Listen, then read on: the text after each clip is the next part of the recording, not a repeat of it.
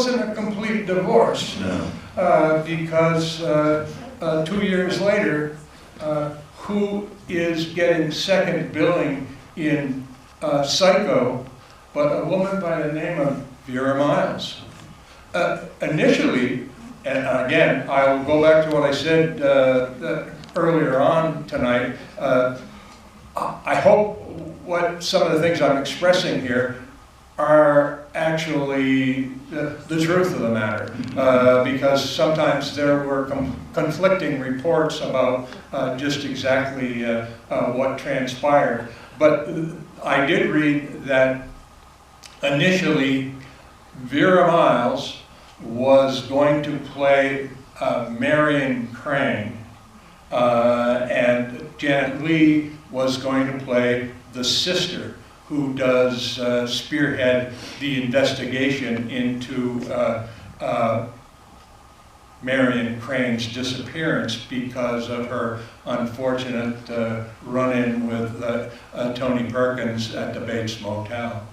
But after some discussion and some preliminary talk about the characters and the two actresses, the roles were reversed. So all of a sudden, it's Anthony Perkins, Vera Miles, and a couple of other actors, and then it gets to Janet Leigh as Marion Crane. I don't think too many people here are going to be shocked if I tell you that Janet Leigh doesn't last too long in the course of Psycho. In an hour and 45-minute movie, she's in it for about the first 40 minutes, and then she becomes a victim.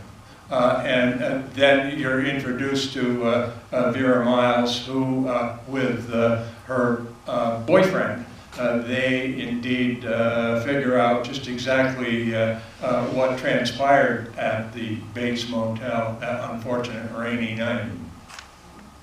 Yeah. So yeah, so you're right. I think perhaps maybe he didn't. After that, he didn't quite see her as the typical Hitchcock woman, blonde, because he would have had to. She wasn't. I don't think she wasn't blonde. She was brunette, and he would have had to transform her the way that Jimmy Stewart transformed Judy to turn her into this. I think Kim Novak was naturally blonde. One other kind of ironic thing, as far as going along with the fact that the roles were reversed, if you ever watch the trailer for Psycho, which is like 6 or 7 minutes long, which is incredibly long for a trailer, but it is Alfred Hitchcock giving you a guided tour of not only the Bates Motel, but also the house on the hill. And at the end of that trailer, there is, it leads up to the point where Hitchcock ends up in the motel room that the crime took place, and he draws back the curtain from the shower stall, and there's a woman's face quickly. It probably lasts for a second, but if you freeze frame that, you're going to find that that's Vera Miles.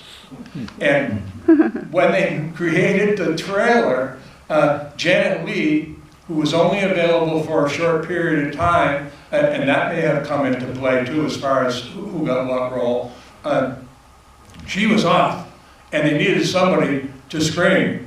And then the word psycho really kind of obliterated the face. But if you want to go on YouTube, find a trailer, and if you're adept enough to freeze frame it before psycho becomes a big word covering up her face, you'll find Vera Miles. Yeah. Yeah, that's a great trailer. Another strange thing, in this film, the McKittrick Hotel, did that give you any recollection of what the house in Psycho was like? The staircase. The stairway, the upstairs, the doors that were apartments, but in the movie were indeed rooms in the hotel. And that scene where Martin Balsam, the detective who was hired by Vera Miles and her friend to try to unearth just exactly what transpired at the Bates Motel, he has the unfortunate duty to try to figure it out and enters the house to be stabbed going up the stairway. But rewatch Psycho, and I think you'll see that there's kind of a spooky a similarity to that setup as far as the stairway and the upstairs were concerned. And even the outside of the house, it's a much bigger house than the Psycho house, but it does have a similarity. Yeah, same style. Yeah, a little bit. Yeah. Did everybody catch Hitchcock's cameo in this movie? Well, it comes right after the first scene, after Jimmy Stewart has fallen and Barbara Bel Geddes catches him because he was trying to stand on the stool. It shows the street, and Hitchcock walks across holding a trumpet case. And then they go inside to the shipbuilding. But he was in practically every sound film with a cameo. And sometimes they had to be really ingenious. Probably the couple that I can remember, Lifeboat, took place on the water. How are you supposed to get Alfred Hitchcock to make an appearance? Well, somebody's reading a newspaper, and guess whose picture is in the newspaper? Alfred Hitchcock. Dial M for Murder. Another kind of claustrophobic film that took place because it was based on a play in pretty much one set of rooms in an apartment. And so how do you get Hitchcock to make an appearance? Well, you have a class photo of the man who Ray Milland is trying to talk into committing a crime. And who's in the class photo? Alfred Hitchcock. So he managed to figure out a way, even though some of them were kind of devious. Want to comment at all about Jimmy Stewart in this? Well, I think, if you know his history at all, his sort of popular images of, aw shucks, kind of guy, but his, probably most characterized by Harvey, but even in earliest It's a Wonderful Life, he sort of starts showing the dark side, and after the war, he started playing darker roles, not just comedies or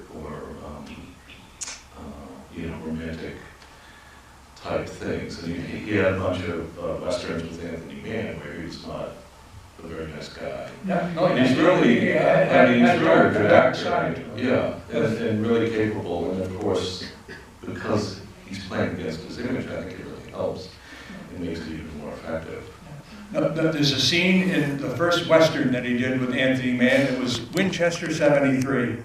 And the kind of formidable bad guy in Winchester 73 was a guy who kind of made a career out of being a bad guy, Dan Duryea. Well, there's a confrontation between Duryea and Jimmy Stewart, and Jimmy Stewart proceeds to slam Dan Duryea's head into a bar, and it's very violent, and it's very, very startling actually, because here you're seeing a man who probably has had a career of being the nice personality, but in some of these westerns for Anthony Mann, he definitely had a dark side, and the dark side rears its head here also. Yeah, very much so. Yeah, and Stewart had just, you talk about people recurring in Hitchcock movies. This was the fourth film that Stewart made with Hitchcock. There was one in 1948 called Rope. And then you flash forward to 1954 and you find Jimmy Stewart in Rear Window. Again, as a personality who has a little bit of a funky side to him. He's got nothing better than to kind of look out into the area in which he has a view of his neighbors, and he's kind of spying on them. He's keeping track, and that's part of the plot. He thinks he has unearthed a crime that has been committed across the way, and gets Grace Kelly and his cop friend Wendell Corey to believe that something nasty has transpired, and we got to figure out just exactly what it was. After Rear Window, he's in kind of a crummy remake of The Man Who Knew Too Much, Jimmy Stewart. You have an interruption with The Wrong Man, which starred Henry Fonda, and then you go to Vertigo. Well, there is a story that was told about Hitchcock's feeling that one of the reasons why Vertigo was not as popular as he thought it should have been was the fact that James Stewart was too old for the part. And that he said, I'm not going to use James Stewart again in a romantic lead, which kind of made it difficult for Stewart, who thought he was going to get the lead in North by Northwest, to indeed get that role. It ended up through certain circumstances that could give Hitchcock outs for not employing Jimmy Stewart in the part, and it went to Cary Grant. That's Hollywood. There's a lot of machinations that go on, and you sometimes wonder if there's a fair quotient in the scheme of things. Sometimes there's not. It's pretty much money and popularity and how my last picture did, so will you please hire me and let me make another one. Is there any question that you folks have as we go along here? Yes, sir. Yeah, so Jimmy Stewart's absolutely obsessed with the Platinum Blonde, as was Hitchcock, at least in a lot of the films. Oh, there's some correlation here. So I'm just wondering to what extent he was having some fun with us in commenting on himself. Good question. I think that probably, the answer to that resides in the mind of Alfred Hitchcock. Which it has been analyzed in many books and writings about Hitchcock, because he's one of the most written about directors that have ever been. And certainly, I mean, it's obvious because he has them in so many of his movies, The Platinum Blonde. And the critics generally consider this his most autobiographical movie in a sense, because of what Jimmy Stewart does with Kim Novak is sort of what Hitchcock does as a director, and where sort of his passions lay when it came to women. But it's it's unclear how self-aware Alfred Hitchcock was, and how intentional he would be to actually do that, to consciously put his own autobiography into a movie. So, I mean, and later on it became problematic with actresses like Tippi Hedren, who really claimed that she was abused, basically, at the hands of Hitchcock. So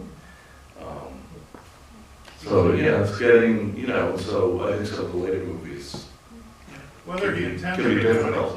he clearly knew the obsession.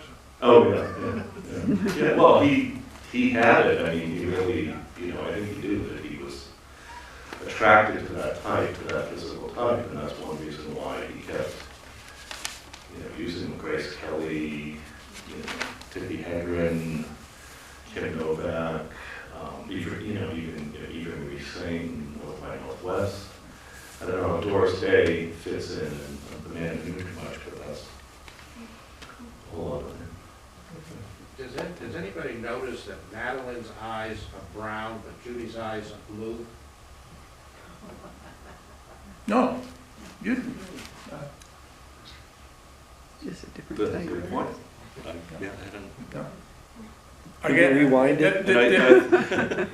There's so many things that, as I said about a couple of the question marks that I had, there's a lot of things that are going on here that you wonder, that's why multiple showings of this will indeed perhaps bring out things that you didn't see and might question with subsequent viewings. Don't know the answer to that. Did you notice? Why? Did she have blue eyes again at the end? I didn't notice. It's hard to tell because the lighting becomes so weird, but it seems Yeah. like at the end, she does have the brown eyes again.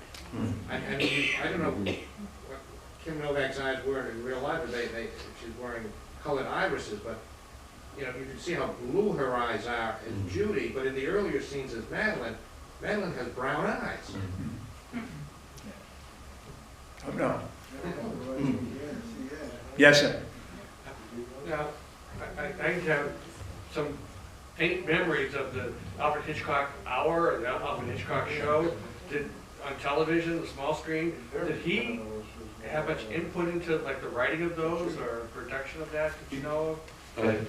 He directed, I believe, 6 of them, Okay. and he appeared as a cameo in one of them, a show called A Dip in the Pool, which is based on a Roald Dahl story. But he was involved in the production and stuff. But he, as I said, he directed I think 6, maybe a couple more. But he did did the introductions and the exits. I think they recorded it. I think those are all scripted too, for sure. Oh, yeah. He was reading a cue card. Okay. They would record those in big groups of them, a bunch of them all together. And he, you'll see like some of the stories, I don't know if you're watching some of these videos, that it'll say, based on the story, blah, blah, blah, that it, as it appeared in Alfred Hitchcock's Mystery Magazine. So he had his fingers in various pies that he would make money on.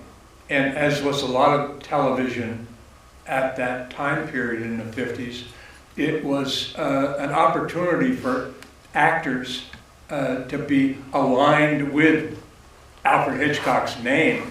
And you will find actors like Steve McQueen was one that comes to mind. That's kind of a famous episode as I remember it. But there was a lot of actors that appeared on the Hitchcock show as in a half-hour format. I'm a little bit more vague about the hour format. Well, for a season, they turned it into an hour, or a season, maybe more than 1 season. They did the same thing with Twilight Zone for some reason. And the other thing about the TV show is that he for Psycho, he used the crew and the facilities of what it was called Review Studios to make Psycho. So he was able to make it very cheaply, but it made a huge amount of money, so he made a huge